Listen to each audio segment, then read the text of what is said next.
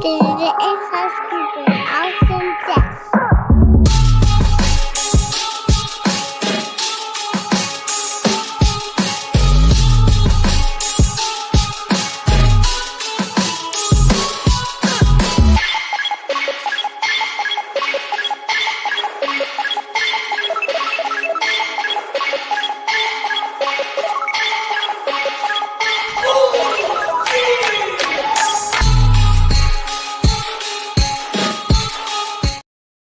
Welcome, everybody, to another episode of Inside Scoop with Alex and Jeff. I am Alex Dingman. I am Jeff Dawes. What is up, guys? How are all my insiders doing? And I hope you guys all had a great Palm Sunday and getting ready for awesome Easter weekend. And I know we had people heading out to Las Vegas for the big USA Karate Open. People are heading out to Las Vegas for WrestleMania weekend and week. It's going to be a crazy weekend. Lots of fun. And a lot of you guys are also recovering from Masters weekend. It was great. Alex and I were arguing about golf. I love watching golf. I love the stories of the Masters. It was amazing. And I loved it. So let's just talk about that. All right, let's go. We're a show of athletes and people who watch and participate in really high level athletic performances and competition. Correct. I've been to golf tournaments at the highest level. I think it's really cool. I've gone up to see Spider. I've seen Phil Mickelson. I've seen Vijay Singh. I've seen Tiger. It's awesome. It's a vibe, and you're there all day long. Low key, I'm going to be honest. What's actually really cool, more than going for one of the tournament days, is to go into one of the practice days. Yeah, that's fun. Actually cooler because you actually see them. They'll just like redo shots over and over and over, right? And they'll interact with like the crowd, like they'll talk to you, things like that, because there's no competition. They're just hanging. It's just really kind of a bizarre like thing for a professional athlete, because if you didn't see their face and someone said like, yeah, that's a professional athlete, he's a multi-millionaire, it's probably worth $200 million, people would be like, you kidding me? Granddad bot over there, right? Right. But my gripe with the Masters is it was bothering me because I really kind of thought like the Masters is always the first week of April. Yeah. And anybody who's listened to a few shows here knows I love the NBA. And on Sunday, it was the last game of the season with so much on the line, because like the standings, there was like you could win or lose and your team could jump up 3 spaces or drop 3 spaces, because that's how tightly contended all of the teams within their conferences or divisions were. So I'm like, oh yeah, we'll get to that. Which is what happened in the golf tournament. Like, it was crazy. But here's Rory was up by 4. All right. I totally get it. I get it. We completely switched and we had a tie. It was awesome. I get it. And I dig Rory McIlroy. I think he's a fantastic golfer. Right. So I watched him. Yeah. But I wanted to watch the NBA. I really, really did. Right. Yeah. And it's like the only 2 games that you could watch, like 2 games, right? You couldn't even watch the Lakers play. Like, let me see if I got this straight. Good. You got LeBron James and Luka Doncic playing with like a big time, like seating on the line. And it's not even possible to be on TV. Like, what are you talking about here? All right. Last game of the season. And now the T-Wolves play them. You got apps for that. You could probably watch. Yeah, but it's like, why? If you're gonna like, I mean, dude, I watched all the Masters on my phone on the Masters app for free without. Well, you're weird, right? Yeah, I know. But listen, my gripe was, I'd much rather watch the NBA, and even though it's like the highest golfing athletic event, is still high level, the best possible nap time that you could have. 100%. So the people highest don't know. level of I don't watch the Super golfing Bowl anymore. is a I don't watch great the nap. Super Bowl anymore. You know what I watch on Super Bowl Sunday instead of the Super Bowl? I watch Don't even the tell me. You tell me the Puppy Bowl. I just said it. No. I watched the last day of the golf tournament, the Waste Management golf tournament that happens in Arizona, which is awesome. That is That's cool. so I do fun. like that. So Yeah. I had a buddy of mine who went to, I can't remember when. Oh no, I think it was when it was one of the years where the Giants beat the Pats in the Super Bowl because it was in Arizona. Because I think it's like the same weekend, right? Right. And they were there, and he was like, "Dude, I gotta go check out the tournament. I'm gonna go on Saturday, and then I'm gonna go to the Super Bowl." Which I'm like, dude, who the frick's got money like that? Just to Yeah, I know. sporting events, right? That you're gonna have to just sit there and be inconvenienced all the time. Like, no, thank you. But anyway, like, kind of cool, I suppose. Bucket list, check the box, cool. Yeah, But I will stand firm on the highest level golfing tournament you could watch on TV is a great nap. And it will be. It is a great nap. It was one of the best stories. It was great. So yeah, I enjoyed my Sunday evening. I had a Team Revolution meeting, and I got to watch the end of the tournament. I mean, of the Masters. Also got to walk around the Appomattox Courthouse area. It was the 160th anniversary of the end of the Civil War and stuff. So they had a lot of different things going on out there. It was a beautiful day on Sunday, so it was a great place to go walk around. So all kinds of stuff going on, but yeah. So you doing let's it get into now? our show. Because you mentioned it was Palm Sunday. Yeah. And there was a little strange, for me, like continuing going on. Like most great churches that preach the Bible the best way, a good amount of them are Baptist churches, right? Because I'm not gonna say all great ones. Right. There's some good ones. Now, growing up as an Irish Italian, right? Or an Irish and Italian Catholic, right? Because my grandmother is from Ireland, right? Yeah, my mom is from Italy, but being a Catholic, like there was a thing that like you had to have the palms. I don't know if you ever grew up with that. Did you ever grow up with having to have the palms? And oh my gosh, yeah, we had the palms during service, yeah. But like the church here, always in Rustbrook, like right down here, they will walk in the morning with it down the road. It's the thing they do every year. Wait, what do you mean walk with it? They'll walk. Jesus is walking on the donkey and everything and laying him down? No, they won't have that whole reaction, but they'll walk with they'll have this they're walking. I haven't been in years to it because I go to a different church, but yeah, they'll have like a palm type celebration and walk down the walkway. I mean, the road here, the sidewalk and stuff with the palms and stuff. If you think about it, why not? Why not reenact that? We reenact the nativity scene all the time. Right. I mean, I'm not advocating for reenacting the crucifixion, right? We could definitely just go watch the Passion of the Christ, right? Nobody ever needs to do that again. But why not? Why not? Reenact him walking on a donkey. But who's going to sign up to be Jesus in that? There's a lot of pressure there. They probably had to get the guy who plays him in The Chosen. Yeah, he's pretty good. He's pretty good. Yeah, he's really good. Yeah.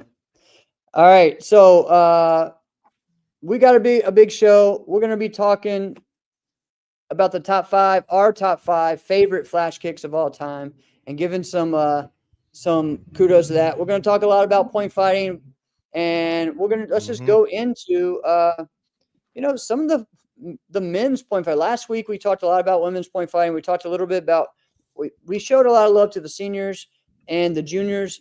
So we're going to talk some about forms and stuff moving forward. So, and for you guys that don't know yet, we'll tell you at the end as well. But next week we're going to have on Maddie Kenaway, all right, as a special guest. So she has had an incredible kickoff to her first adult year on NASCA, and she is currently going in Vegas to compete at the USA Karate Open. So we will see her next Monday on the show. So make sure you guys share that and tell everyone as well. We got lots to talk about with her. So guys, keep tuning in because we do have some big announcements coming up soon as well. So yeah, and it kind of seems like every week coming up, there's going to be something big dropping.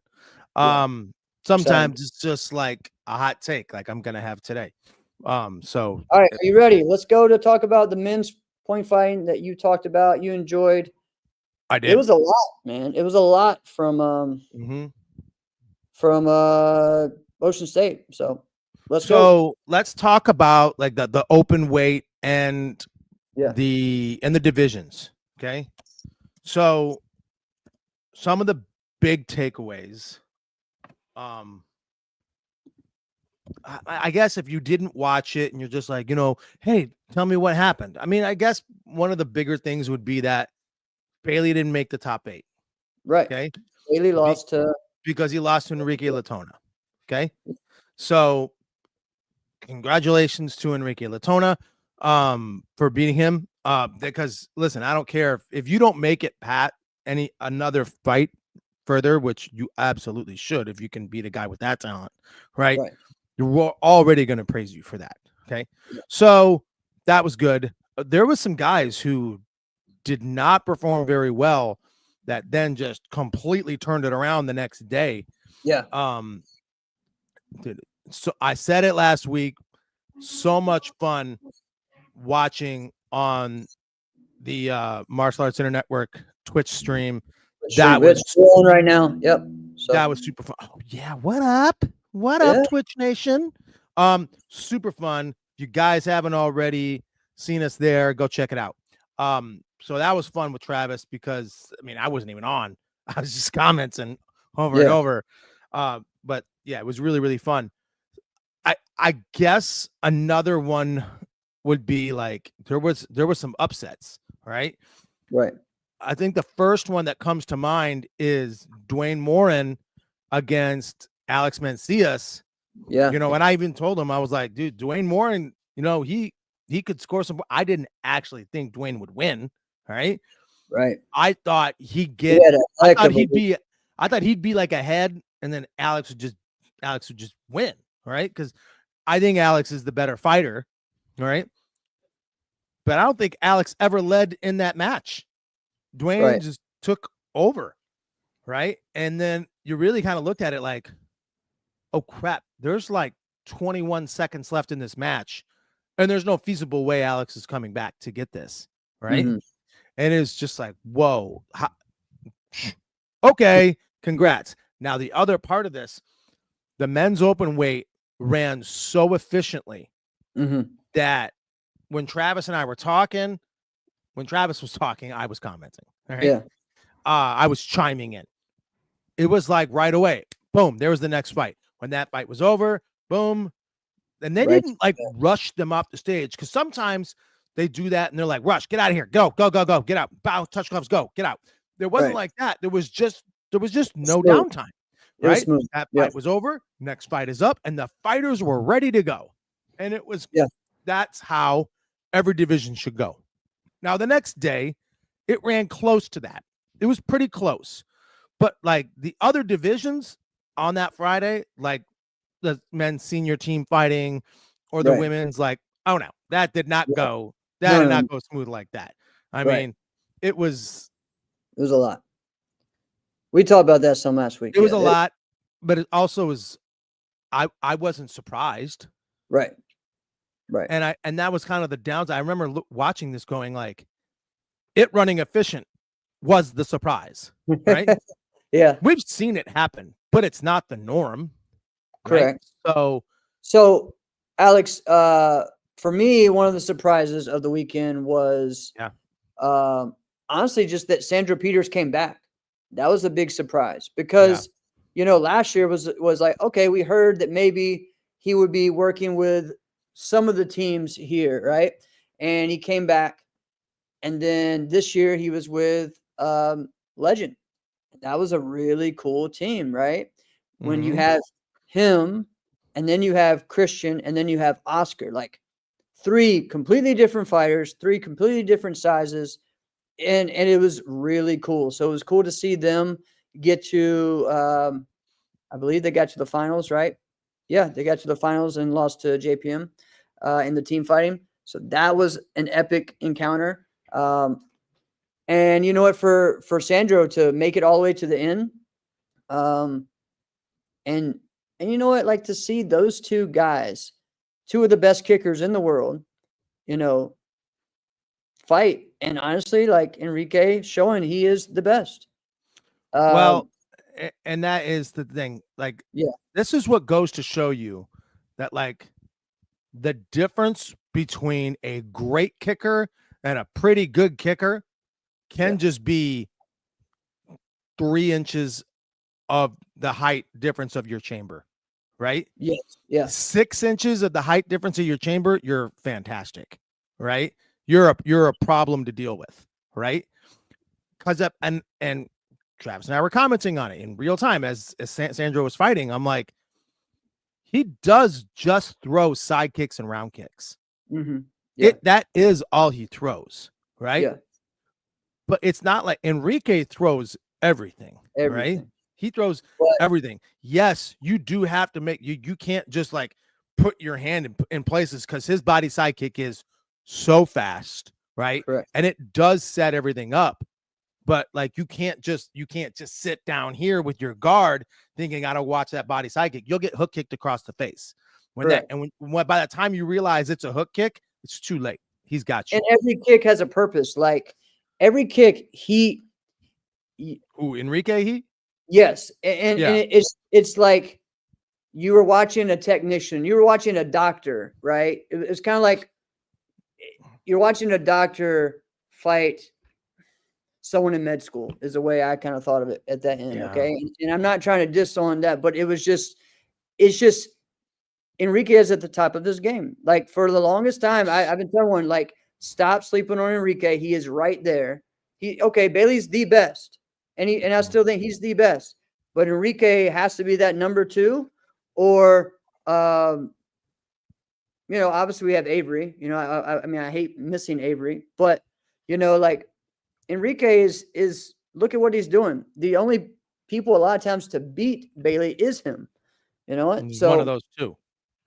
Right. So and then even overseas, the some of the losses he's had have been to either Ricardo or to Enrique. So I mean, it's just great to see someone pushing that envelope, right? I think sometimes everyone wants things to be the way they used to be, to where every person, all right, we're respectful, but there's so many rivalries, right? And everyone's trying to go out and get somebody. I think I always hear that the fighters these days are too friendly. There's they're too much of best friends and all this and that. That has been said often. It has been said a lot, right? But you have the best fighters practicing with each other, training with each other. So they're just going to get better, right? I think there's so many different ways to look at it. But right now, you know what? I'm enjoying watching Enrique and Bailey. I'm enjoying watching other guys fight Enrique. I'm enjoying other guys fight Bailey. What happened all that happened Friday? What happened to Enrique in the division? Yeah. Tyson Ray beat him 6-0. So is it all right if we talk about that division? Yes, let's talk about because that division I watched every fight. Okay. Me too. I was there. I watched every fight while my kids were eating snacks at the table, and I'm like, no, you guys can watch this with me, but this is what we're doing right now. Right. So that division was fantastic. And I remember talking up Diego. I got called out. Somebody texted me and be like, dude, all you do is talk up that kid, Diego Gomez, and then jaw for him to just lay an egg. Right? Because that's what he did on Friday. He 100% did. Laid an egg. Sorry, Diego. But he didn't lay no eggs on Saturday. So Tyson does it. Tyson beats Enrique. But wait a minute. No. Even before that. Was it Jeremy Francoeur was in that division too? Yeah, I think so. Yeah. Jeremy Francoeur. Yeah. Listen. And remember when I was just saying the difference between a great kick and like a pretty good kick could just be a few inches. Yeah. Jeremy Francoeur is a perfect example of that because Jeremy Francoeur looked better than what we've seen him, but he's not what we saw 10 years ago. 10 years ago, that was a problem because he would chamber, he'd throw that side kick, but then the biggest thing that was different for him, what he was able to do, he was always able to just rechamber that axe kick and then just literally just lift his leg straight up to the point where you had to just run back, and he was able to do that while moving forward. He has lost a little bit of the ability to cover the same amount of ground. Correct. So fighting him having to fight you closer, he can't do all those same kicks the same way. He can do all the same kicks, but they all work different now. But he's getting here's the deal. He's getting in better shape. He's getting better. You can tell he wants it more. Like, I'm impressed every tournament and how much he's grown. So I can't remember who he lost to first round. Who did he lose to first round? Oh, it was. But it was a good match. It was a good match. I watched it too. Diego? I just can't remember. Was it maybe Diego? No, it wasn't Diego. Oh, maybe it was. Was it Leo? Maybe it was Tyson. Maybe it was. Yeah. Anyway. Yeah. Looking good. All right. He was looking good. And then he just it wasn't the same guy. And when he was like fighting, when he was in like the light heavyweights almost, or middleweights, like we were like, whoa, you're a talented fighter that should not be in this weight class. Right. Because he's not tall enough to be in that weight class either. Right. So, but that just goes to show all the talent in that division. So, and then honestly, like, look at someone like Diego, who's so much taller than everyone in that division, right? I mean, and then you look at him, who he always ends up having to fight his like classmate or teammate, or really in a lot of ways his instructor, Leo, from the same school, from Vito school, right? Him and Diego trainer there. And they're the same weight, and it's like completely different, right? I mean, it's like, a giant. Yes, 100%. So it's wild. So let's get to that Diego. Are we talking about Diego and Tyson fight? So yeah, Tyson ends up. Tyson. That was why a great example of why when we did back fist, why Tyson's perfect for that, right? Oh yeah. Like if you're fighting Tyson and your guard's not perfect, like just back fist yourself. Just save yourself. Just save us all the time. All right. Right. If you're not going to have a great guard and you're going to go at him, he's going to pick you apart. Just back fist yourself and move on. Right. Because he's going to do it. Right. And he did. Right. I'm not trying to be like shaming anyone. He's just that good at that move. Right. Like if you don't have an answer for that, right, watch out. This is going to make short work of this. Final fight, Diego Gomez and Tyson Ray. And I remember thinking like, well, Diego, you had a good run. Because of the way he fought the night before. I'm like, man, all right, well, you did a great job. You had a great run, but man, you just ran into this guy. And yeah. And it just went so fast. Yeah. That even it was the same type of thing. Like at the end of it, you realize, like, wait a minute, we have like 11 seconds left. There's a difference of 4 points, like, or more, right? Like Tyson would get it close, but then Diego would just keep taking it away. So it was like, God dang, man, right? Yeah, he's trying. And from a visual standpoint, great fighting.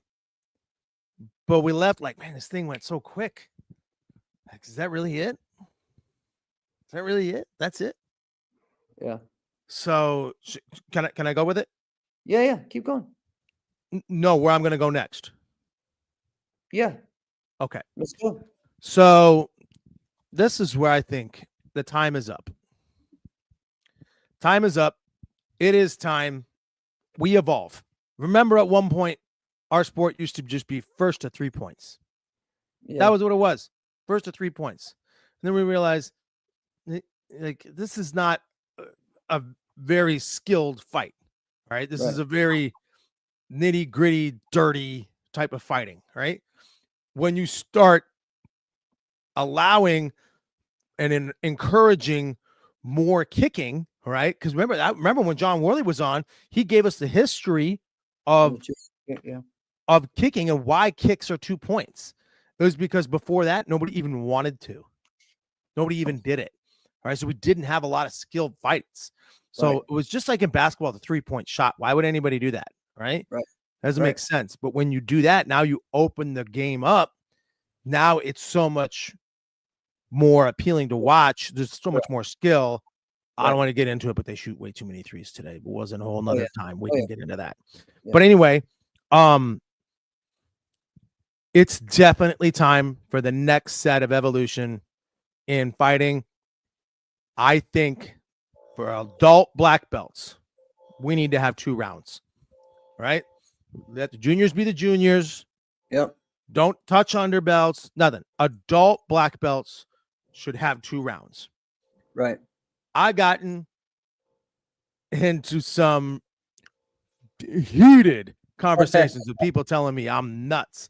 Like, do you understand how long that would take? Like, no. Yeah. Leave a 10-point spread that's still a 10-point spread. Okay? Right. Leave that as is, right?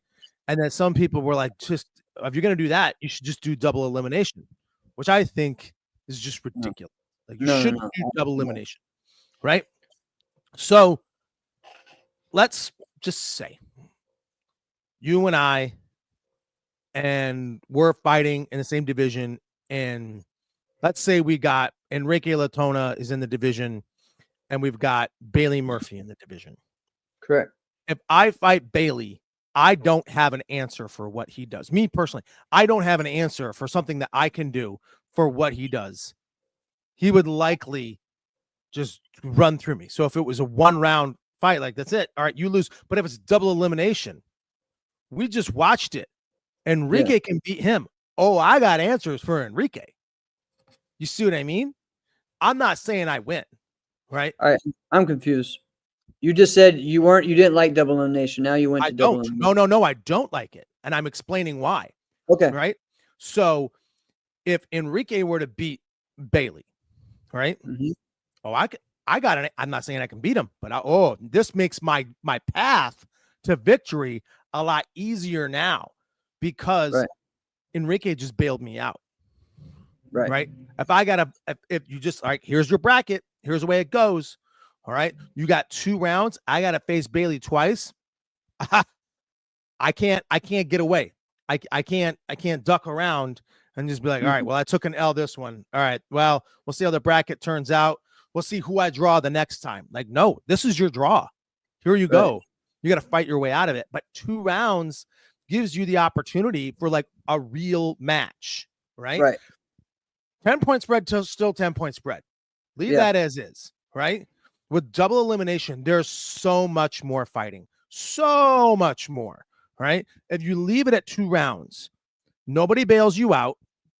Well, we get a true champion, right? Yeah. Remember when we saw Justice Floyd have to do 3 rounds in that, right? Yeah. In that first round, how much was he ahead after that first round? Now, this was like 5 years ago, but he was ahead by like 11 or something nutty, right? It was a lot. But by the time the last round came around, he was not the same fighter, right? Correct. I can't remember who he fought. Yeah. It was someone from the Clares, right? But I mean, that guy just stuck in the match and just stayed at it. And that's another great example. I don't think he was ahead by the end of the second round, but this still gives us something here. Like, you can do it, like, but you got to fight your way back through that same guy. I truly think it's time. And I think if things are running as efficiently as Ocean State was running, right, for those rings, I think it's perfect. I think 2-round matches, I think that's the way to go. I think the only way it really happens, though, and I'm not telling them they got to do it, but if USA Sport Karate does it, if USA Sport Karate starts doing 2 rounds, I think that's the only pathway to really get it there. And I know Waco is starting to have a stronger presence in the States now, which is definitely good. But I think if USA Sport Karate starts to implement it, that's where I think we start to get some legs. But all right, so I say, not the juniors, not the junior black belts, nobody except for men black belts, women black belts. That's it. What about seniors? Them as well? Yeah. Yes. All Yes. right. Just making sure. All right. So just to give, again, like we talked about Dwayne, he ended up with an overall grand championship. So congrats to him. He won the heavyweight overall. Fantastic. That was huge. Again, first tournament was straight up. You know what? And then we had Bailey Murphy. You know what? Coming back and winning that next day versus Tyreek Saint. So amazing weekend, amazing way to turn around, right? And to finish, of course, he wanted to win that 4,000, but you know what? I think this is just going to make him stronger. So okay, so Bailey's telling me that USA Sport Karate already does that. That's great. Well, they use WACO rules. I don't know if they use because USA Sport Karate a lot of times does double elimination. So I don't know if they do. So they do kind of a hybrid. Yeah. But to Brett saying like a 3-minute round, no, that's a full contact round. I don't think they do that. Yeah. But it really is like a 3-minute round. That's a full contact round, right? I don't see that happening. Interesting. Oh, they do both. All right, cool. That's wow. They do both. That's insane. That's a lot of fighting. I just know that I don't remember them doing the 2 rounds when we were at Kyle's tournament. But again, that was a newer one, so it may not. But all right, Bailey. Anything else you want to share as far as while you're in the comment about? I mean, you're here. Who's someone else that stood out to you? I know last week we talked a lot about the females, but we wanted just to shout out what all happened. And again, Alex had some hot takes about that. Oh, I want to talk one thing too. It's just this was, and we keep bringing this up. In the finals, it was just kind of like no one really cared about the step out rule. And, I think that's we got to figure that out, man. Like, are we doing it or are we not? It can't be, well, on stage we're not doing it, but all day we have. Or, we are doing it here, but not in this ring. It's just got to be consistent. And I think that's what people want. If you have a rule, let's just be consistent with it. Very similar to what we have been talking about as far as with the senior rule, right? As far as competing in multiple divisions, multiple age groups. If you're going to let one person do it, then let everybody. Or if it's a rule, it's a rule. Let's keep it straight, right? So yeah, Brett, you're right. Some rings are ready to call it. Some rings don't. And you're right, Air Beta. Agreed. The stage is usually larger than the daytime elimination ring. So, and you know what? Let's go back to again. All the men's fighting on Saturday was done on stage. Yeah, which is typically 7 by 7, 7 squares by 7 squares. And I tell you what, I think for the most part, unless I missed some, but it was pretty safe up there on stage, right? So minimum should be 6 by 6, but I think 7 by 7, like 7 squares by 7 squares. Is what everyone is asking. 7 by 7 squares of the fighting ring with an outside layer of 8 is what most of the teams are asking for right now. And that's what we want on the sport. That's what we are asking. I know a couple years ago when Kappa was really pushing, a lot of the tournaments were doing that. So that is back now, just so people know. We'll be making some more announcements about that. And we have some forums for people to join Kappa as well. So, and here's the thing, listen, NASCA is not the only one to do a double standard. And there's plenty of tournaments in WACO where there's the same type of stuff that happens. Yes. They just look so dialed in that it looks like, oh, everybody's doing everything by the book. Yeah, but they also pick and choose sometimes too. This is years ago, but I remember when Ross Cook and I were training so much together, Austrian Classic, he beats Roman Brundle, and at the time there was 3 people who were at the top of the game. It was Zolt Murati, Roman Brundle, and Raymond Daniels, right? And then, of course, you get Jack Felton, who'd be in there as well. And Ross wasn't as good as those guys, right? He was about to be, but wasn't. So he beats Roman, right? And it's oh my gosh. He beat him in a 7 by 7 ring. The next day, they fight each other, and the ring is 5 by 5. And he gets spread in the first round. Right.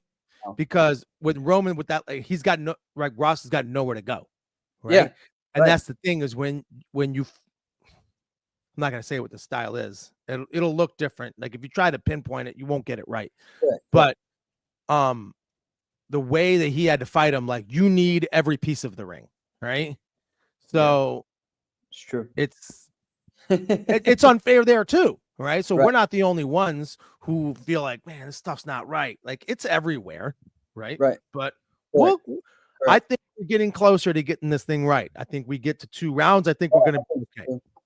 I think so too. I think there's growth happening, and so just keep helping, keep talking to the people we need to talk to in the positive way, right? In a good manner. So he said that's the past, though. Bailey said that's the past. He said it's more consistent now, so that's good. That's good. That's good. All right. We want to get into the forms of weapons from the weekend, or do you want to go right into flash kicks? No, let's do forms and weapons And we'll finish with it. All right. because So I got some hot takes there too. oh, here we go. I didn't know about this. All right, so forms of weapons moving forward. Ocean State, again, great tournament. I want to give a big shout out to Dawson Holt, winning 2 grands. You know what? And in two ways that he would not want to win them, right? Okay, so he wins the traditional one, kills his performance, and then Ben breaks his bow, right? He kills his performance in the CMX Extreme, and then Esteban drops. So, but the thing is, he did his job, right?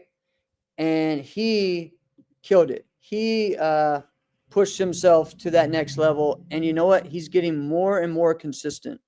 And he's putting the pressure on Esteban, on Ben, on all these guys now. When before, he was the one that everyone was like, hey, he needs some more respect. They were putting the pressure on him. Now, he's that one that's like, all right, come up to my level and beat me. So, you got to give him that. It's really cool to see where he's come from diamonds to now, right? It's just that whole change, you know what? So there's that. Congrats again. We got, as far as the other champions, Philip Brumet won the CMX, and Diego won the traditional. The women's, we have Haley that won 3 of them, I believe. No, 2 of them. My bad. She won 2, and then Caitlin won the weapons. Okay, and then Maddie Kenway won the traditional form. So again, we're gonna have her on next week. We're gonna talk a lot about the amazing year she's having, but also the struggle she had to get there. And moving forward with that. So it's going to be awesome. Let's see. Go ahead. You are right. Like Will is right. Like sometimes you do never know which way it's going to go. Right. Well, everybody is advancing so much. Can I go ahead and go into that? Yeah, do it. Because here's the deal. You just said it. The competition is advancing across the board. It's great. You never know which way it's going to go anymore. Mm-hmm.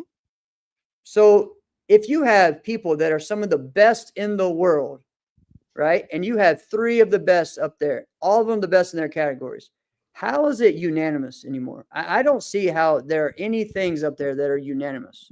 All right. And to me, that's when you got to kind of look at, okay, what's going on here? You know what? Are these just, well, I just think this should happen. Well, okay. Like what are we doing here? Right. Are we having judges that are for one style and another style, and even when you get to, yes, sir, nice shirt. Even when you get to the level of, let's say CMX, right? Yeah, his open form was awesome there, Mr. Gomez. It was. Even when you get to CMX, you have judges that like different things, or you have a judge that is focused on creative, a judge that is a musical judge. You have, like, I'm fine with those judges that have, this is their priority, this is their focus, this is what they're good at. You know what? But when we have one Korean judge or one creative judge or one, and then the rest are all the same and they all like the same, or now that everyone's opinion has become exactly the same, it's like, well, what is this? Because it's supposed to be objective to where it is No, we're judging on stances. We're judging on speed, presentation, intensity, right? I feel like a lot of those things are left out because, well, we don't really like that. We just want this style to win, right? Or we just think that's what's the best. Okay, well, You've said the yeah, key word there so many times that think, destroys itself. We think. right, I think this form was better. right, I like that one better. They're both great, but today I just like this one better. Doesn't freaking matter what you think. It doesn't freaking matter what you like. There's something that is right and there's something that is wrong. And if we are in a position where we have someone who's a judge who says, I just like this one better. thank you, Jay. You're not a judge. Right, You are a spectator who's pretty knowledgeable, who shouldn't be in that seat. And I don't like to always come down on judges to say, like, you're wrong. I did just say that. However, I don't want to do that as much, but it is time to just say, this one is better. This is objectively a better performance. This one should win, and here is why. We have to be done with, well, I just like this one better. Doesn't matter. Doesn't matter. right, This one is better, and here is why. And it's just the same thing. You can say the same thing in fighting, right? I feel like sometimes we think fighting is easier because, like, oh, they either hit them or they don't, all right? But we get hit all the time, right? And you can, and sometimes you really can't call a point one way or the other, and we get that, but we can't go, I just liked his kick better. Well, you can't be there because one of these techniques hit first, right? And if you just like, it hit first, but I didn't like that technique. I like this one. So you can't be a judge then. And it's the same thing. You have to call the right thing. So if honestly, you and I are competing with each other and we're in Korean and my kicks are pretty good, but my intensity is through the freaking roof, like without a question, I'm the more intense person. And someone's like, man, did you see his intensity? I mean, he's definitely he should win. No, he should not. If I didn't have the best performance if I objectively should have to be better than you at everything. If I'm better than you at one thing, I should not win. Correct. Yeah, correct. You're right on that. You're right on that. Yeah. There's things that people aren't even looking at. Well, he's stronger or he has more power. Okay. And honestly, like I see this a lot in like the 13 and under grands where people say, oh, well, he was stronger. Well, the kid's 1.5 feet taller than the other kid, you know what? So you kind of can't really, look at that, right? It's like I'm looking at the whole forms, side by side, who was the best at what they did, their style too, right? Because did he do a better Korean form than what he did as a Japanese form? That's what you're supposed to actually look at in traditional, right? Did he do the best Kempo form that he did within his style of Kempo, right? And let's look at it like this. He's in the chat. Chris Walker's in the chat, right? Yeah. I competed against him one time for a traditional grand. And I even told him, I was like, man, I'm nervous to go against you because he's so freaking good, right? So if you were to say like, man, look at Chris, I mean, he won, right? Because look at how intense he was. No, he won because he was better. He was better at everything. You have to take everything into consideration. You have to take the entire form, right? And you could maybe look, probably in that performance, I probably had better kicking. If I had one thing that was better, it was probably that, right? But as a whole, I didn't have a better performance. So you can't look at that and go, see how much better his intensity is. That's why we got to do that. And that is why when our whole podcast started almost 6 years ago, we started talking about, because of reasons like that. We have Korean black belt, Korean form black belts choosing to do Japanese forms in competition because they think that's what wins. Because you take a scenario like that, I'm just using Chris as an example, Chris and I, where they look at the intensity. It's way more. It's so much more than that. You can't just look at that and go, see, that's why we got to do Japanese forms. That's why Japanese forms are always going to be better than Korean forms. Untrue. Right. He was just better than me. Right. Because like a guy like Scott Wu, I'll say this, and I think Scott Wu was pretty good. I should never lose to Scott Wu.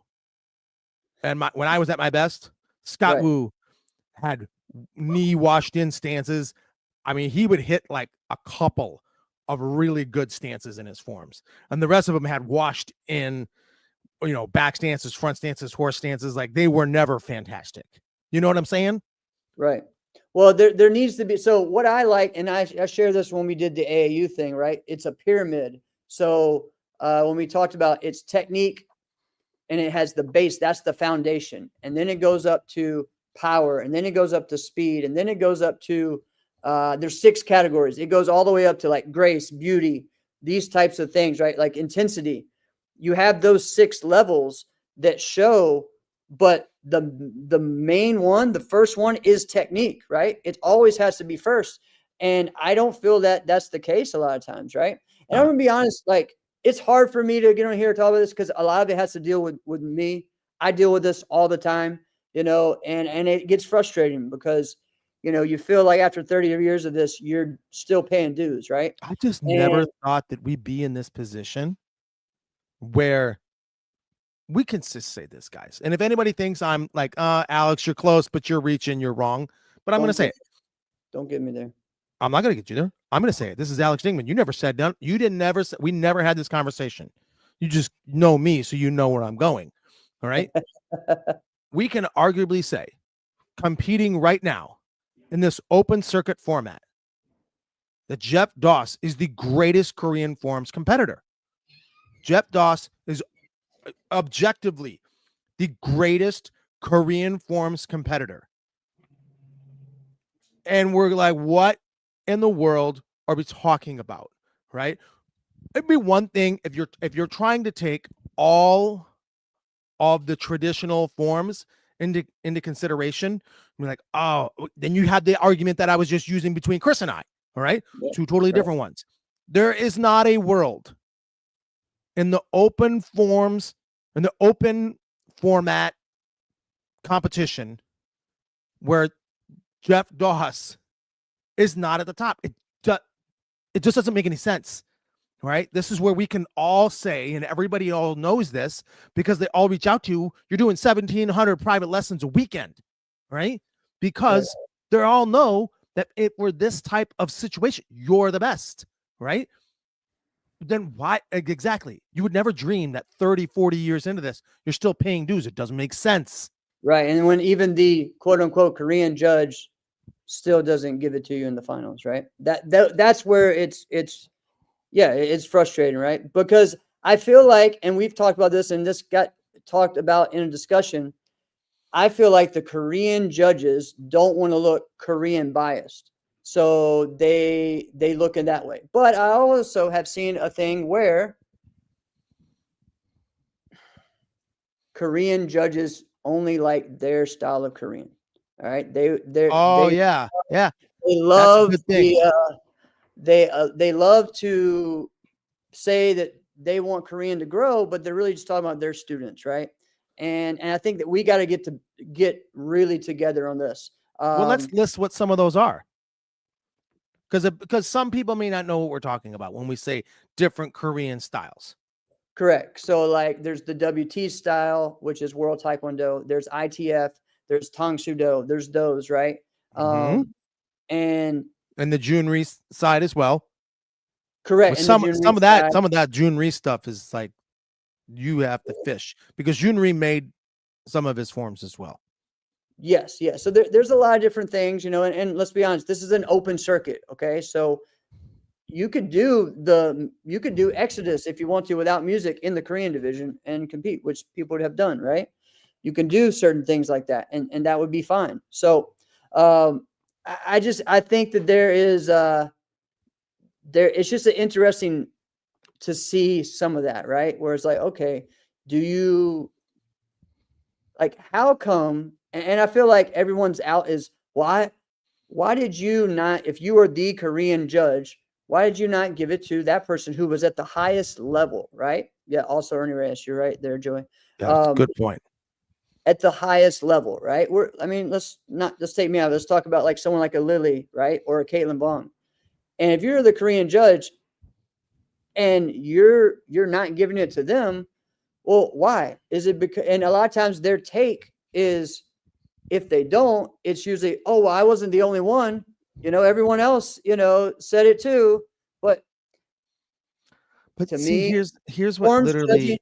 Hold on, Alex. Forms judging, like I said, should be similar to fighting. Everyone has their perspective, their view. They should be in different corners so they see a different view of it while judging, not just on what they think, their opinion, but judging based on the criteria at hand, right?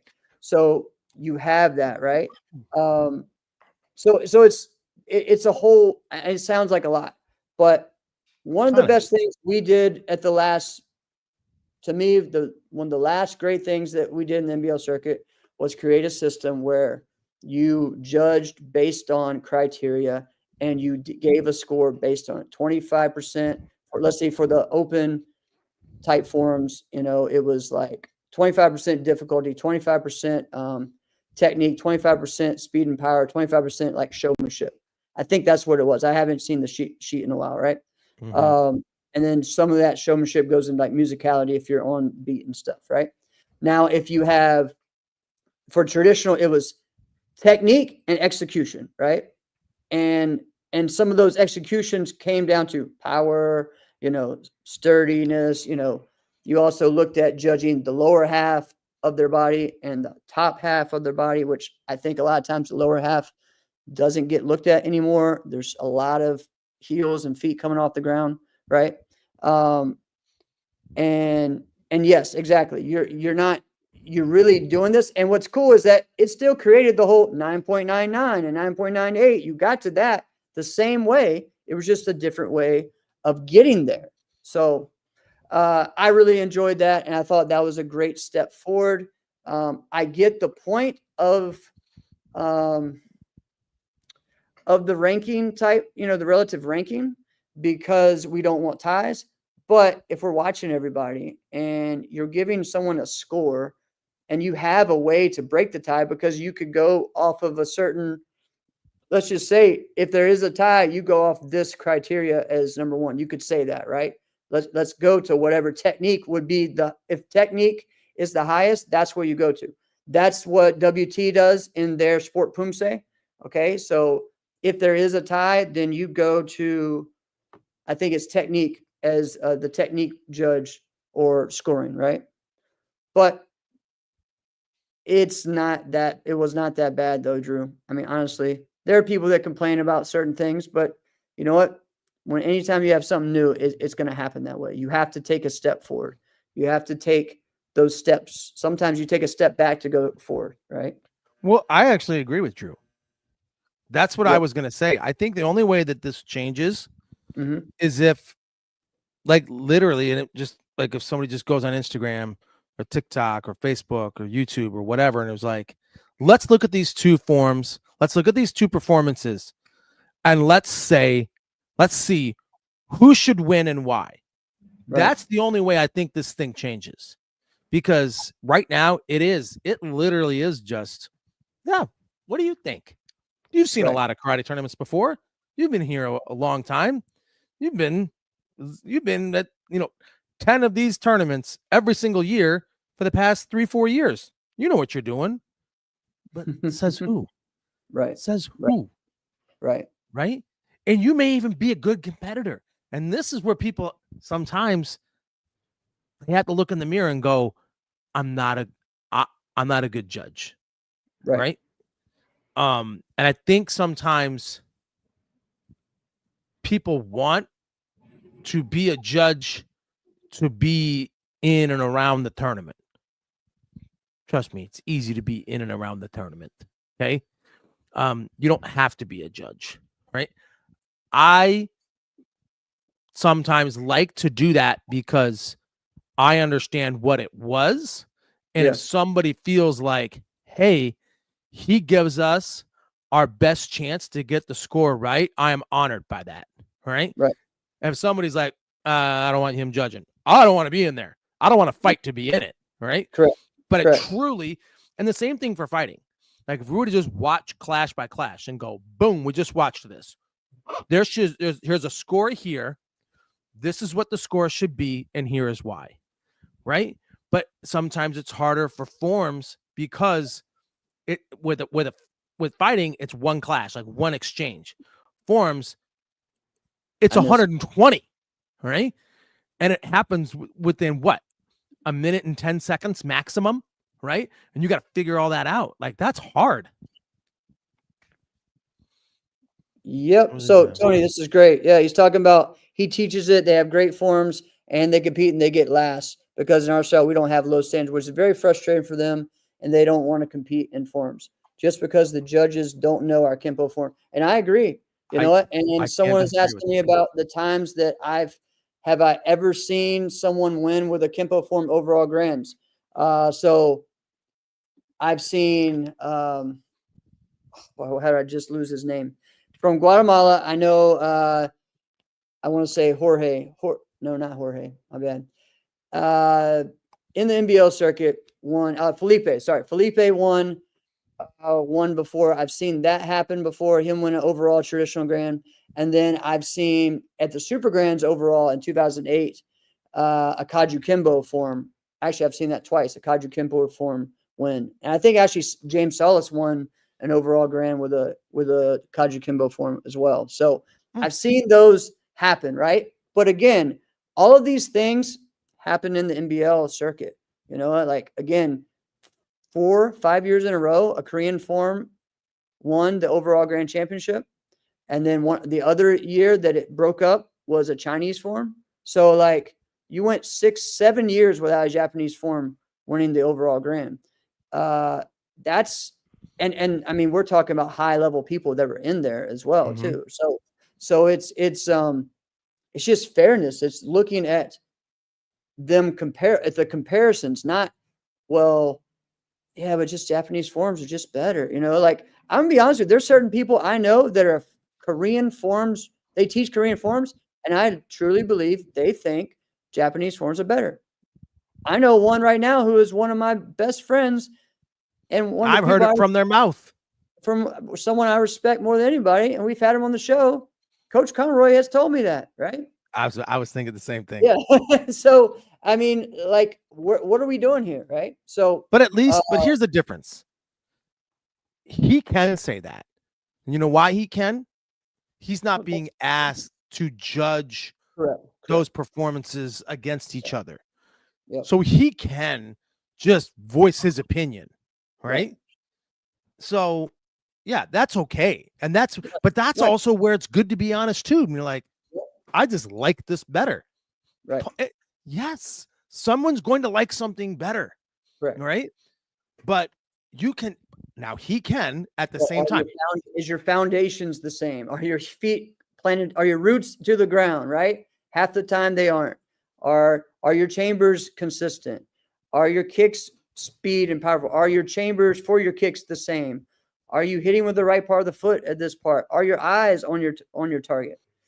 Do you even like intensity anymore? I don't know if people even like intensity anymore, you know? Yeah, it's different. And a weird thing. So I don't know, right? So these are just things that we can work on.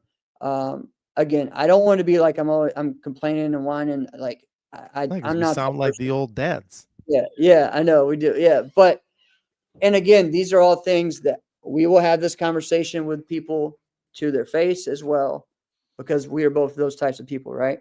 Yeah, as a professional, we have to follow criteria and strive to be perfect. Exactly. Our athletes, let's just say, I'm just saying this, at certain things, some of these, there's no way you can say it's just got to be a lot closer than what it is, right? And even me, when I won a bunch of 4 or 5 overall grand championships in NBL, and overall meaning not traditional. Let's see, no, everything. I won the traditional one twice, overall grand, and the CMX, the open one 3 times. So beating a lot of different styles, beating a lot, some of the best Japanese performers at the time, right? Yes. And here's the deal. I don't think any of those were unanimous. All right. And just like even with someone like Casey Marks, even her winning some of those grands, it was not unanimous, right? Yeah.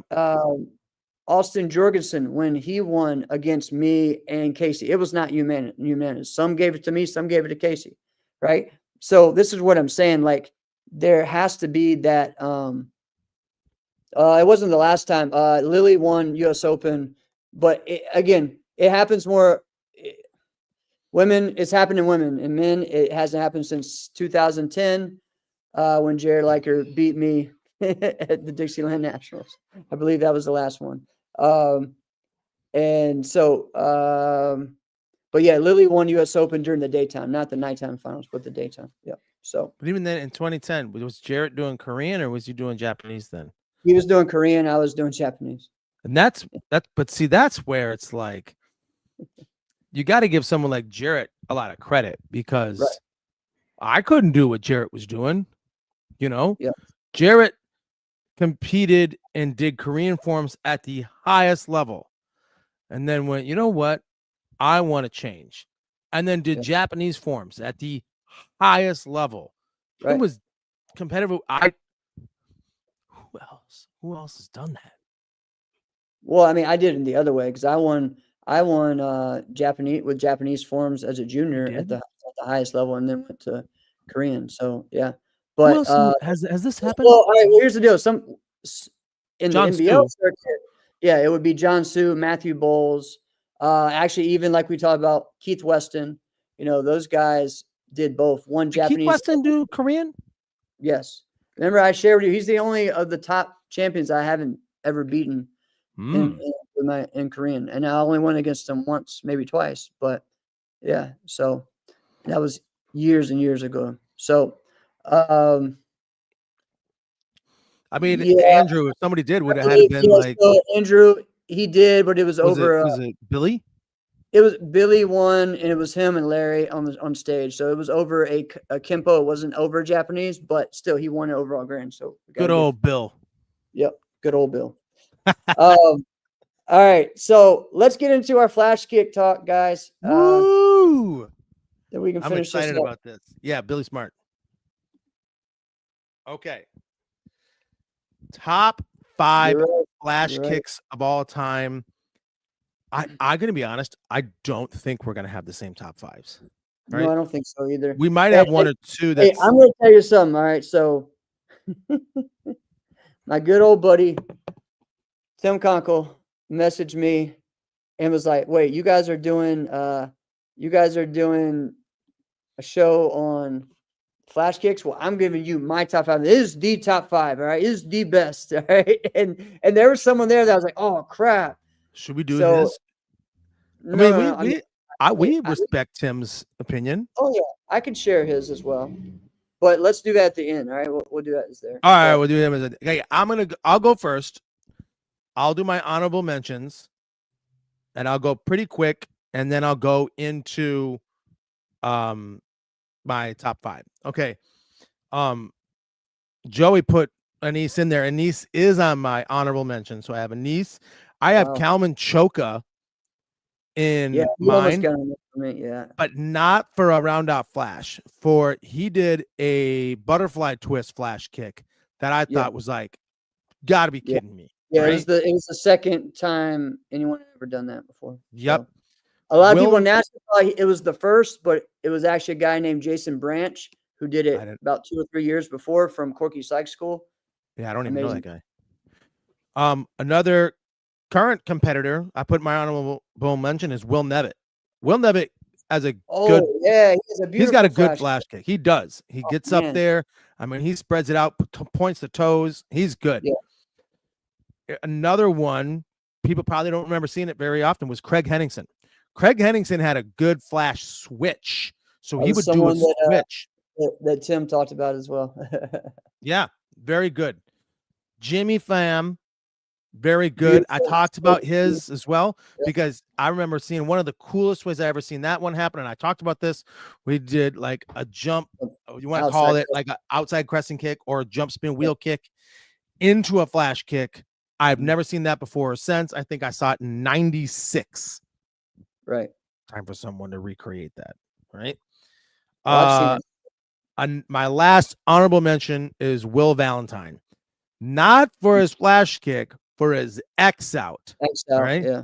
For his X out, he would get freaking up there. Right. Such a short guy with like quads for days, and he would get so high. That All one right. too. Yeah. Those are my honorable mentions. All right. Let's get to the list. At number 5, I got Mark Canonizato. All right. Wow. Okay. Mark Canonizato, very freaking good. All right.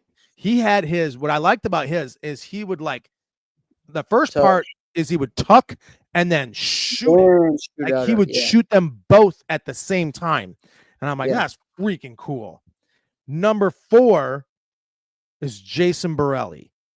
Jason Borelli's round-off flash, he could do it higher than pretty much most anybody you see, and he would do his round-off and flash kick almost in place, right? Where a lot of guys are doing a typical gymnastics running round-off and using the full corner-to-corner distance of the ring to do it all, and sometimes go beyond the ring. Jason just said, I'll do it right here, right? And I don't think I've seen someone else do it quite like that. Number 3 is Matt Emig. Matt Emig with holding that. He wasn't the only person to do that, but when he would come up and he would hold it and then turn, do that quarter turn, and then drop the axe kick. Yeah. So cool. Matt Emig is one of the cleanest trickers of all time, right? Yes. He had one of those. Yeah. Number 2 is Anthony Atkins. Yeah, I agree. Probably the first person that we ever saw when when Black and Blue Video would videotape a tournament where the camera would have to go up and down because he's videotaping from the back of the arena. Right. And Anthony would still jump out of frame. Right. Absolutely crazy. And the absolute best, the number 1 is Steve Terada. Right. I knew you were on Steve Terada. Yeah. I mean, he's the best. He's the best. All right. Because he did it a bunch of different ways. How many did he do? I think he did 5. He did 5 kicks. 5, yeah. Insane. All right. I think I've seen someone do 3, like maybe one time. He did 5. Insane. I've never seen it. I've seen the X out and then flash. I've seen that. Yeah. But to do 5 switches back and forth. Yes. So he had it. Well, someone else on my list. I had your list the same, Obeda. That's awesome. Look at that. He had that with someone else on my list. Did that as well. So all right. Let's hear it. Hit your honorable mentions and then your 5. I have a lot. So someone that Chad Cannon. All right. He definitely could be in my top 5. Chad Cannon had one of the best flash kicks, so high. Very similar to kind of how you're talking about Jason Borelli. Jason Borelli's on my list. I can't talk about the flash kick without talking about the creator, the first person I ever saw do it, which you didn't mention, Kim Do. Kim Do did the original flash kick, 1996, grabbed and did with one leg. So it was like he was tucking and one leg shot out. That was the original one that was done. By the end of the year, people started doing it. All right. So I thought about Kim Do, but I forgot. I don't think I actually knew that he was the first one to do that. Yeah, dude, compete. I was sitting right there, 1996, and then at Battle of Atlanta, 1996. It was insane. All right, another one that needs to get talked about, Butch Marks. Butch Marks was one of the first ones that really just did that round off flash and made it like part of. Well, the way he did it became the format for what everyone did in the form. Did it in the corner, right? A lot of people weren't doing it in that way.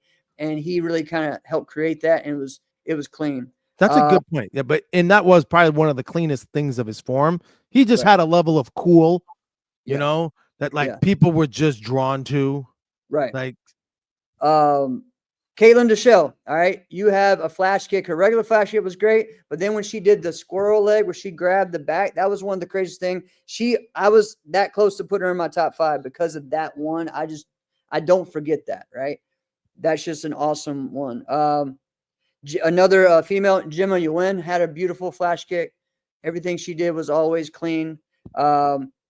Josh Khan was super clean with all of his techniques. His flash kick was beautiful. That is a good one.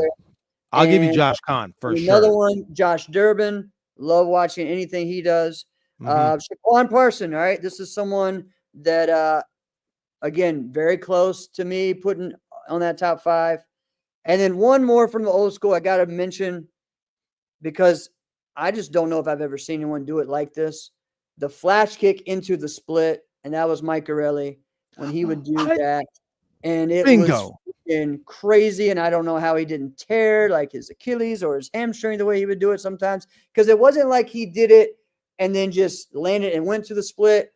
It went right into it, and it was just crazy, right? So I've seen Jason Borelli do that before, but you're right. Mike Corelli was clean. Time, guys. Let's think about someone doing this. We didn't have mats, bro. We didn't have mats. All right, this is on concrete floors or carpet. Carpet was like the best. Yeah. We were lucky if we got carpet, right? But concrete floors a lot of time, like New England Open was concrete. Nationals was on concrete. Yep. So it was wild. So all right, getting to my top 5.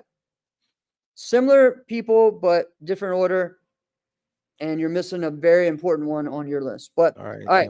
Number 5 for me, Anthony Atkins, one of the cleanest, one of the highest, one of the most beautiful flash kicks ever.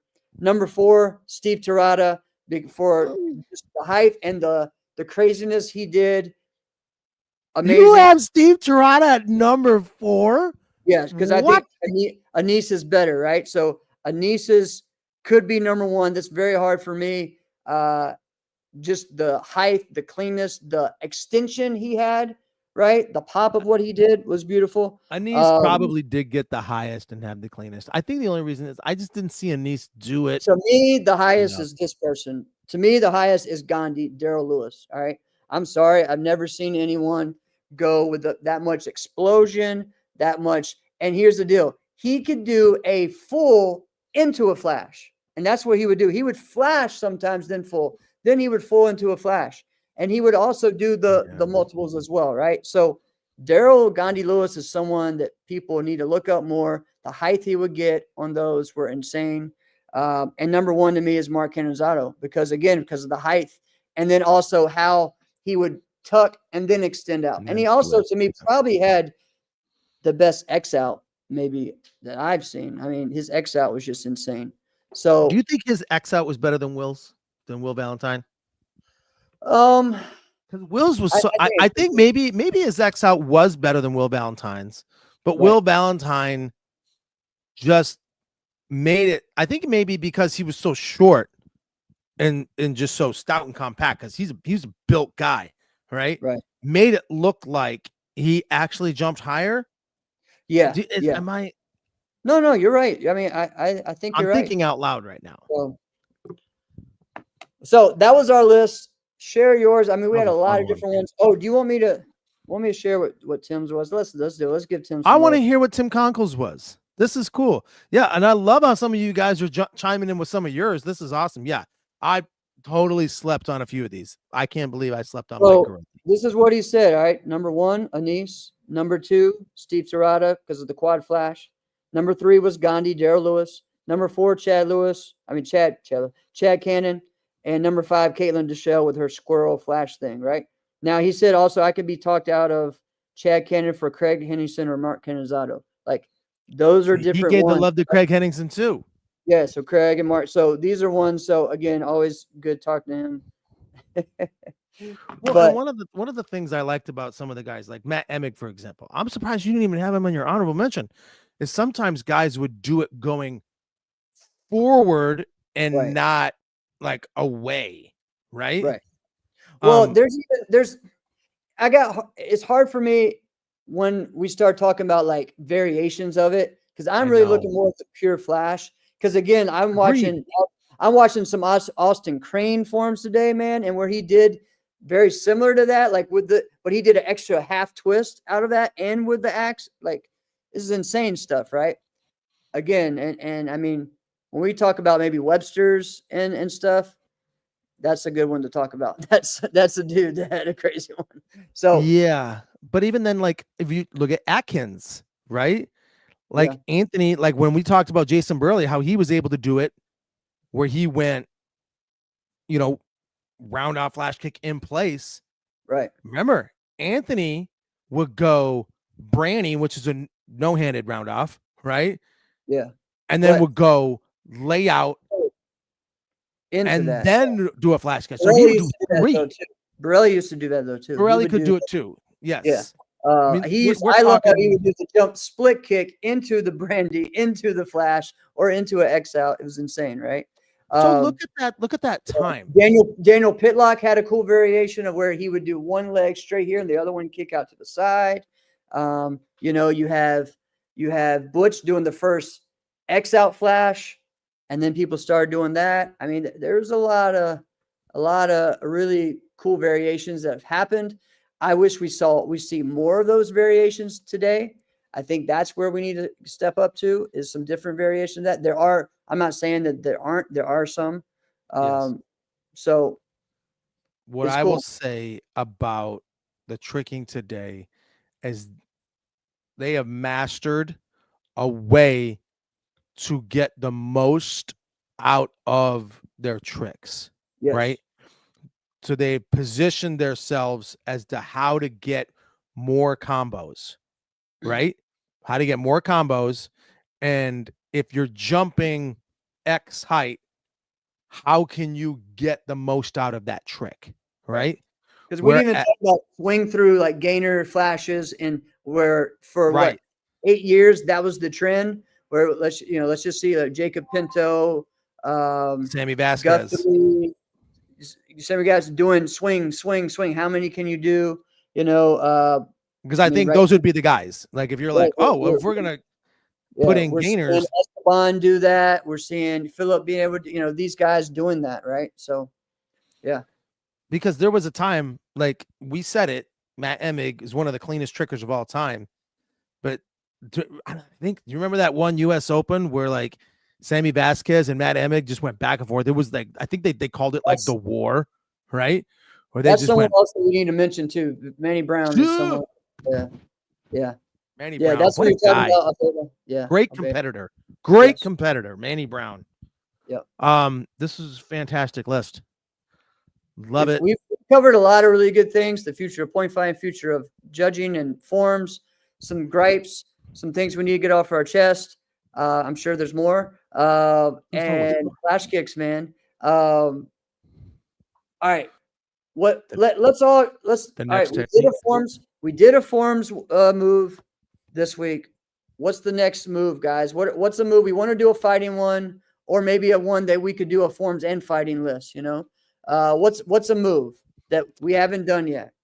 Yeah. You can go ahead and suggest one, insiders, and we'll say, oh, we already did that, What are we thinking? Yeah, I would love to hear what some of the insiders want to hear next. So let's go over some of the ones that we said.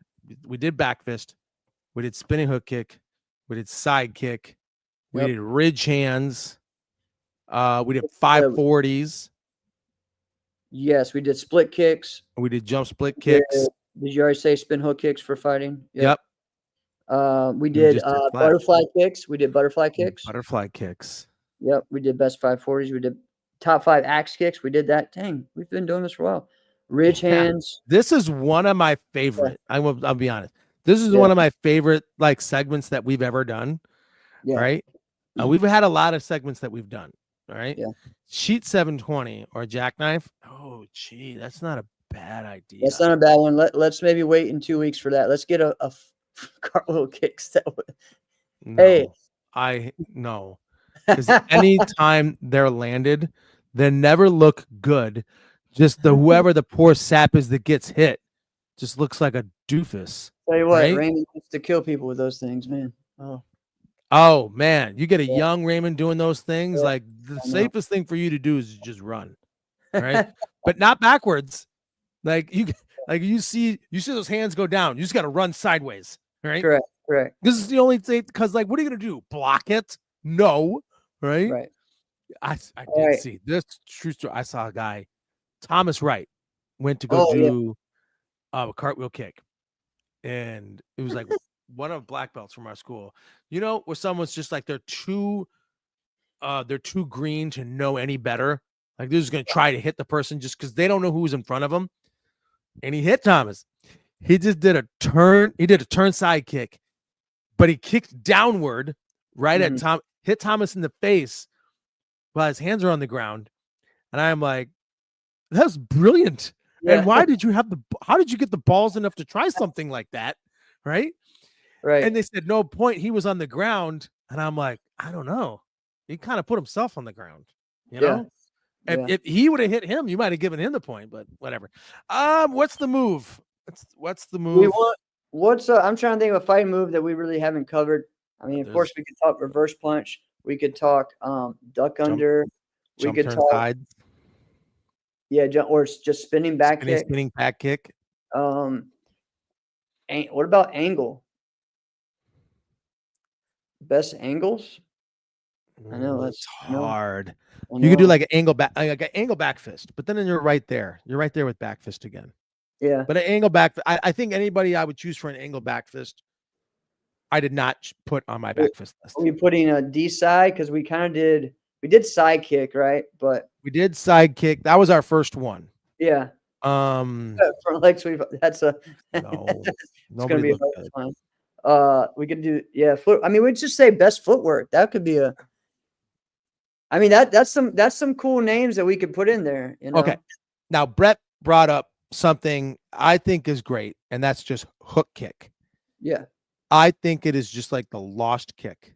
Yeah. It is just such an important kick that never gets any love. Yeah. Because it's really hard to really appreciate a good hook kick, because sometimes the hook kick is so good and it's not the scoring technique. Yeah. Does that make sense what I'm saying? Yeah. Yeah. Yeah. All right. Like we mentioned his name 1,000 times on the show today. All right. Jason Borelli would hook kick my hand. Yep. All right. And I knew as soon as his foot touched my hand, I couldn't pull it back. Right. And I'm like, I'm screwed, because he wasn't trying to hit me with the hook kick. Right. He was trying to take my hand away, and he goes so fast that I couldn't run away fast enough before he round kicked me in the face. Right.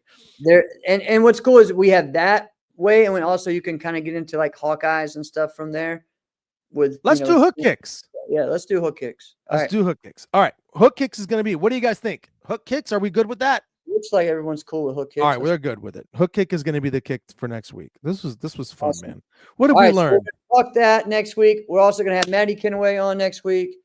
It's just going to be a great action-packed episode, and hope everyone has a happy Easter. Oh yeah, you got big plans. Have a great WrestleMania weekend. I'm going to be watching WrestleMania, and I'm going to be spending time with family. So I don't like that my parents want to meet. They send us today, meet at 4:00, because that's about when WrestleMania is going on. So yeah, I don't know, man, what's going to happen with that, but we'll figure it out, bud. The Masters nap time. Oh, the WMC Masters. Oh man, that's how bad my eyes were. When I'm leaning back here, I couldn't see it all. Check it out, guys. We're going to be talking soon about WMAC Masters. We'll be having them on. It's going to be great. There's a spoiler alert. Cody Rhodes all day, every day. Sam, that's my boy. Okay, what did we learn? We learned that adult black belts need to have 2 rounds, right? We've reached the point, 2 rounds, not double elimination. We have also learned that not all judges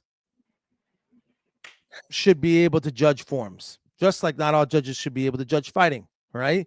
We need to have a definitive, objectively, this form is better than this form, or objectively, this point should go to this person. It doesn't matter if you like side kicks more than body punches. This is the right call in this scenario. All right.